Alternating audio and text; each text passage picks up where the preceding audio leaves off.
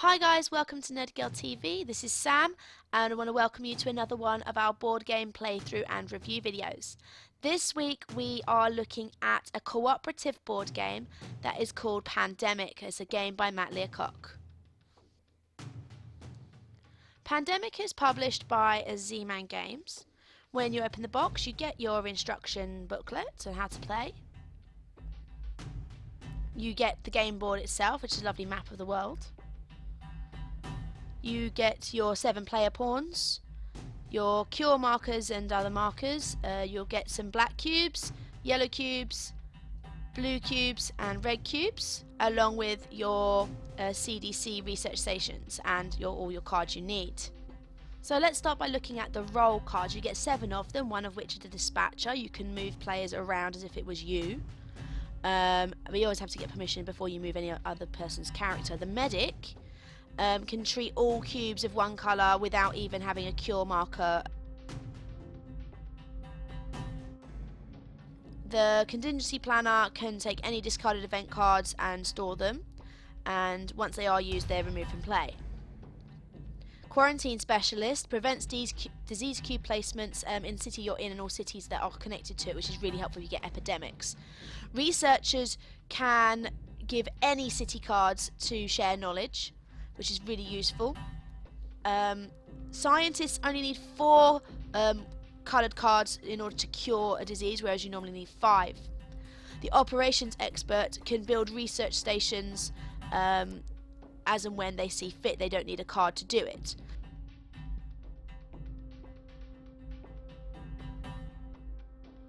These are your player cards. You get event cards.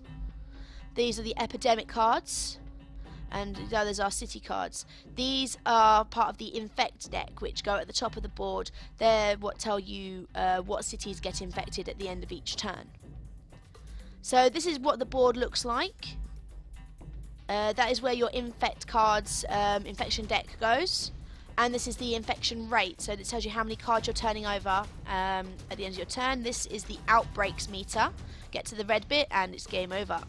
This is the player deck. This is how much time you've got to fix things. If that runs out, it's game over. And this is where the cure markers are kept to tell you when you have cured diseases.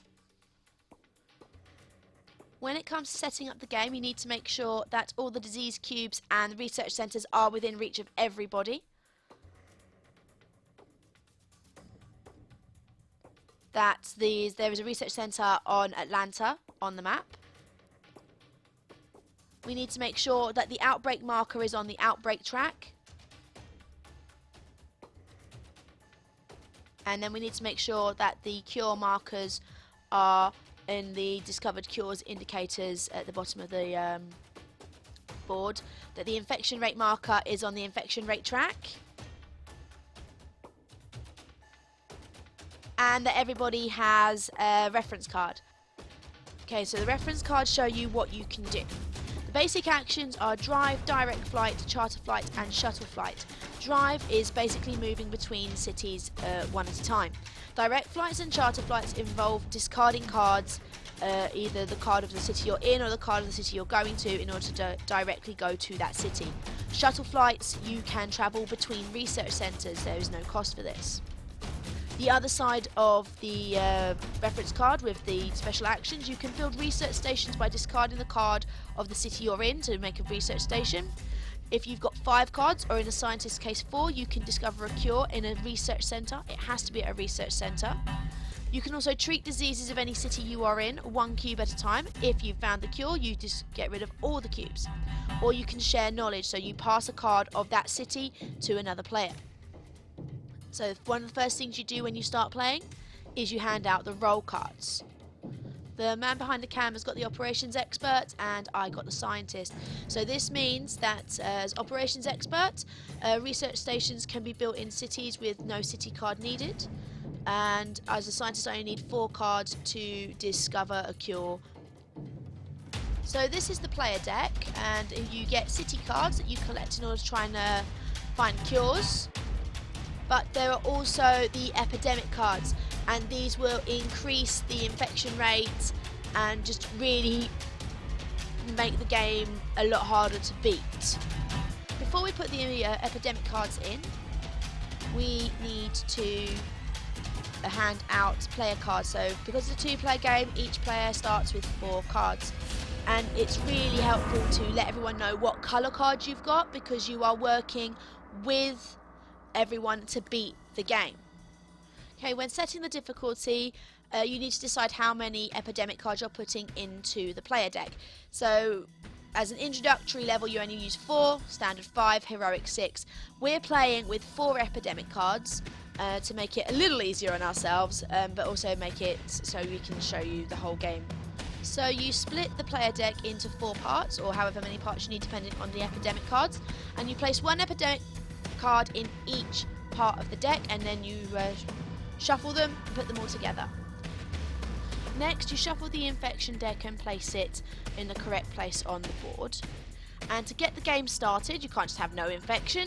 So the first 3 cards that you're flipped, you put 3 disease cubes on those cities. Obviously, the disease cubes correspond to the colours on the board. Oh, close to an outbreak there. And then the next 3 cards, you put 2 disease cubes on each of those cities. And the black parts of the world are not looking very good. Look at all those disease cubes. Eek. Oh, only 1 on red. Finally, you flip another 3 cards. That's 9 cards in total. And the final 3, you put 1 disease cube on each of those cities. So, as you can see, when we start the game, we've got our work cut out for us. And then we need to decide who goes first. So the person who has the highest population on their card, as you can see on the screen, that number, the person with the highest number, gets to go first. And now the game can begin. So I will discard as my special action. Yep. Mumbai. Yep. That allows me to move to any city. Any city. Yes, I'll go to Baghdad. Okay. No, I won't. I'll go to Karachi. Yeah, Karachi. That's 1 action. Okay. 2. 3. 4. Okay, so we're going to give a bit of the voice track from the actual video this time round. So you have to do 4 actions based on what the reference cards gave you. Then you draw 2 cards from the player deck, resolve any epidemics that may turn up, and then you flip over the infection cards. So at this point we're on infection rate 2, so only 2 cards get turned over. I'll discard Tehran, and I can travel to that can't I? Yeah, you can travel to Tehran. Yeah. Discard a city and move to the city, name it on the card. So I'm going to move there because I only need 4 cards to cure. Okay. Okay, so that's 1, Yep. 2, Mhm. and maybe get rid of Karachi completely. Yeah, sure. 3, 4. Yep. That's my 4 actions. Okay, so this game is a lot about talking and communicating with the people you're playing with, because you are against this game. You have to eradicate this. I'm going to build a CDC. You're going to build a CDC.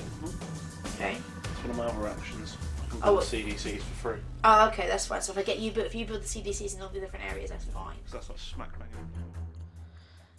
So, like we said, discussing and talking about what your special ability is will also help other players decide what their moves are going to be. So, I only need 4 cards of 1 colour in order to cure something, and the man behind the cam could build research centre CDCs when he wants. So we've just drawn an event card. We need to hold on to those ones because they can help us maybe stop an infection or give us a bit of an extra boost when we need it. If I go 1, then 2, 3. So we've shared knowledge. That 1, 3. You're in CDC. I'm in the CDC, so 4. 4. With 4 cards, I have cured the yellows. We've now cured the yellows. So that means whenever we go into a yellow city now and we go to cure it, we get rid of all the cubes in that city. It's not gone until it's completely eradicated.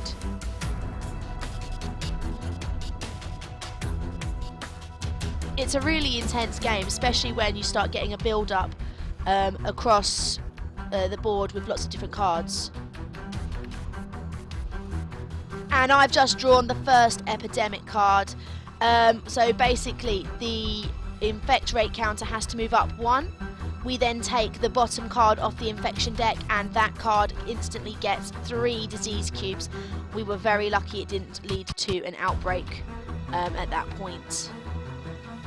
We've used our event card, which means that we can take away a card from the infection deck and it won't get infected anymore. So we've taken away the last city, which got infected thanks to the epidemic, which means when you reshuffle everything back onto the top of the infection deck, we shouldn't have an outbreak. So this game does take quite a while. It's averaging about 45 minutes to play a game. We sometimes do it in about half an hour because it is just the 2 of us. But with more people playing... Oh, and there goes another epidemic. I'm not playing very well today. Same thing happens. We need to set the infection rate up, shuffle everything back into the top of the deck. Like I said, the more people playing, the longer the game can be because you are constantly discussing and deciding how you're going to attack this game. So there we are. We've cured the red disease, and we've cured the black disease with another event card.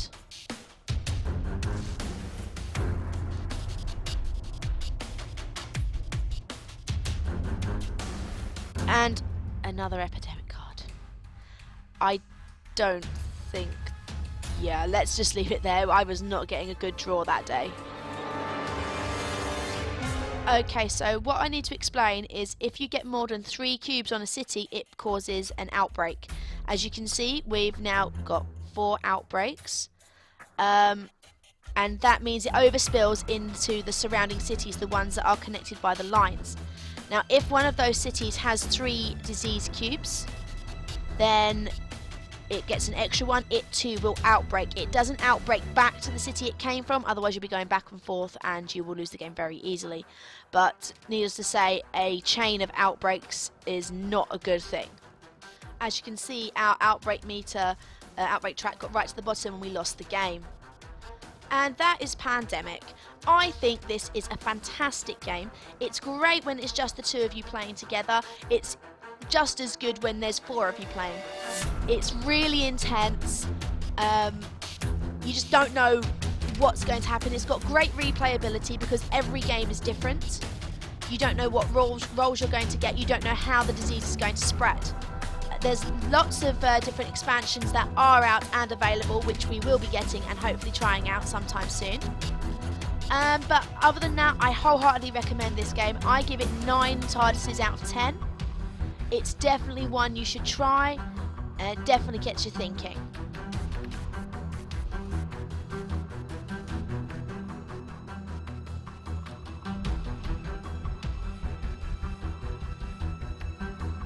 And that's it for us here at nerdygirltv. Thank you so much for watching this video. I hope you enjoyed it.